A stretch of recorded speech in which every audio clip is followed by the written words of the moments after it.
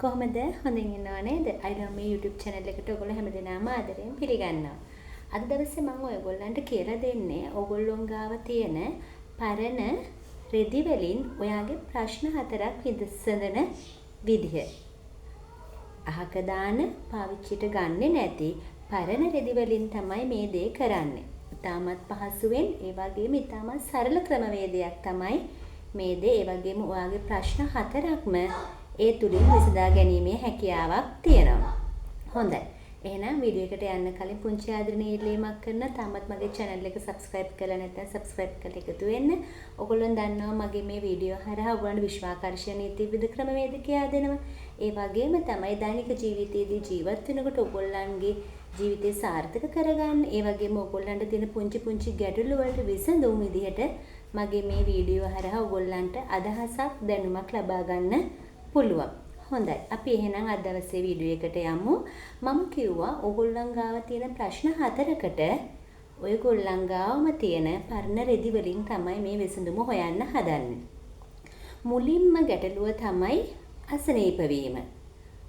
ගොඩාක් අයට මේ දේ තියෙනවා.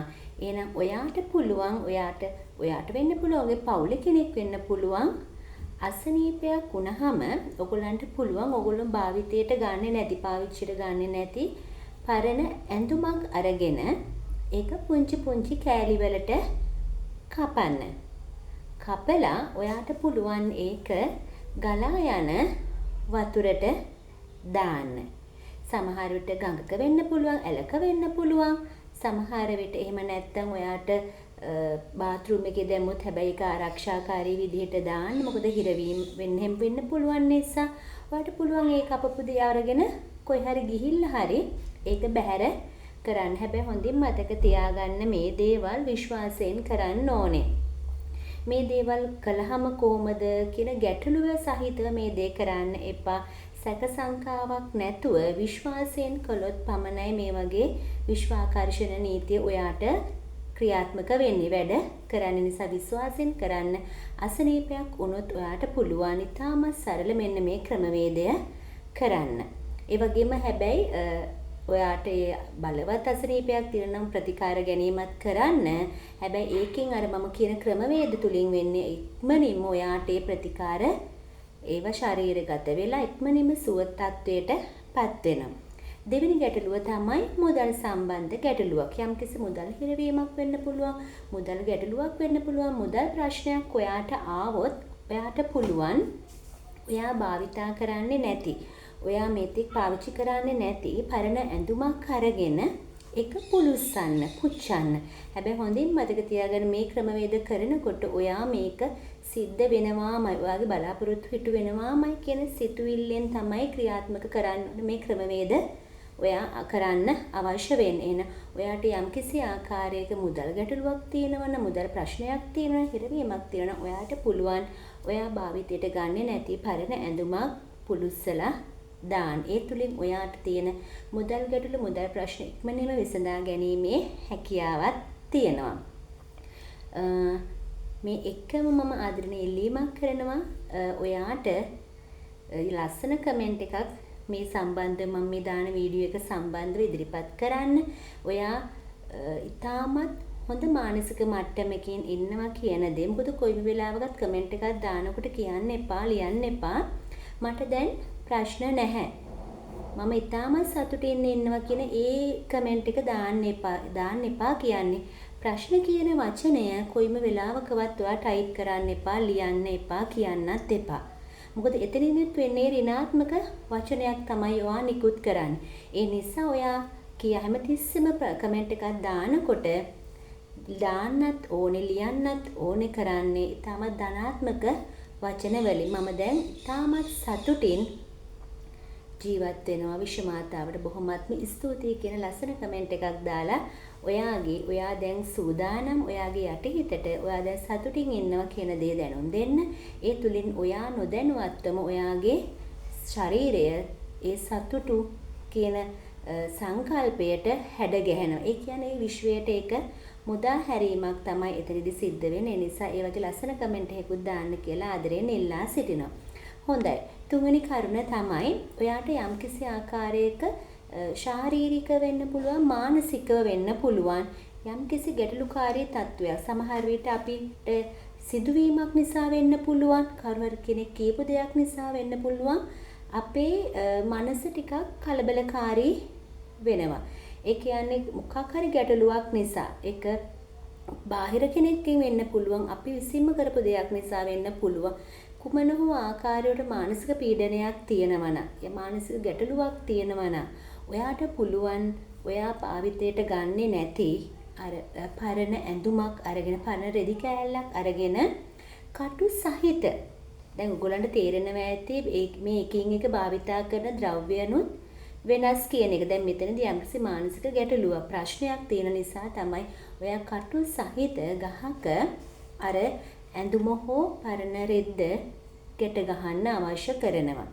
ඒ ගැට ගහනකොටත් හොඳින් මතක තියාගන්න, ඔයා හිතන්න ඕනේ මගේ දැන් මේ සියලුම මානසික ප්‍රශ්න, මානසික ගැටලු निराකරණය වෙලා මම ඉතාමත් හොඳ කෙනෙක් විදිහට මේ සමාජය තුල ජීවත් වෙන, මගේ පවුල් තුල ජීවත් වෙනවා කියන මානසික සිතුවිල්ලෙන් තමයි මේ දේවල් ක්‍රියාත්මක කරන්න ඕනේ. ඒ තුලින් අර කටු සහිත ගහක් ඔයා පරණ ඇඳුම, පරණ රෙදි කෑල්ල ගැට ගැසීම තුලින් ඔයාට ඉතාමත් ඉක්මනින් ඔයාගේ මානසික වියුල්භාවය දුරු කරලා ඔයාට ඉතාමත් හොඳ මානසික මට්ටමක් ඇති කර ගැනීමේ හැකියාවක් තියෙනවා. ඒ වගේම තමයි හතරවෙනි කාරණාව විදියට, අවසන් කාරණාව විදියට ඔයාට යම්කිසි ආකාරයක ඔයාගේ මූඩ් එක වෙනස් වෙලා තියෙනවා. ඒ කියන්නේ ඔයාට කේන්තියෙන් ඉන්න වෙන්න පුළුවන්, දුකින් ඉන්න වෙන්න පුළුවන්, කලකිරීමෙන් ඉන්න පුළුවන්.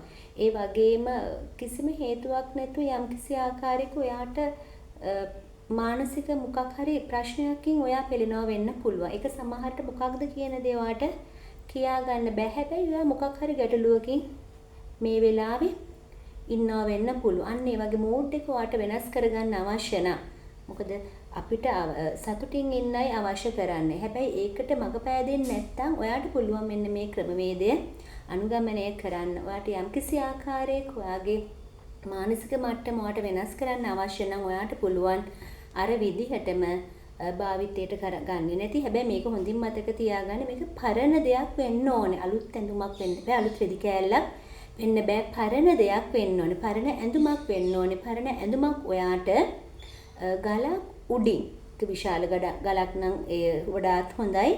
එහෙම හොයාගන්න නැහැනේ. කෙසේ හෝ ගලක් උඩින් අර රෙදි කෑල්ල හෝ ඇඳුම දාන්න. ඒ තුලින් ඔයාට පුළුවන් ඉක්මනින්ම ඔයාගේ මනස, ඒ කියන්නේ ඔයාගේ මූඩ් එක වෙනස් කර ගැනීමේ හැකියාවක් තියෙන. මේවා විශ්වයේ තියෙන එක එක ක්‍රමවේදය. සමහර විට මේ දේවල් පිළිගන්නත් පුළුවන්, නොපිළිගන්නත් පුළුවන්. හැබැයි විශ්වාසයෙන් මේ දේවල් කරන්න අනිවාර්යයෙන්ම ඔයාට මේ ගැටලු ටික දැන් අවසානයේදීම කිව්වාගේ මූඩ් එක වෙනස් කරන්න අවශ්‍ය නැහැ. විශාල ගල මතට මේ ඇඳුම හෝ රෙදි කෑල්ල දාන්න පුළුවන්.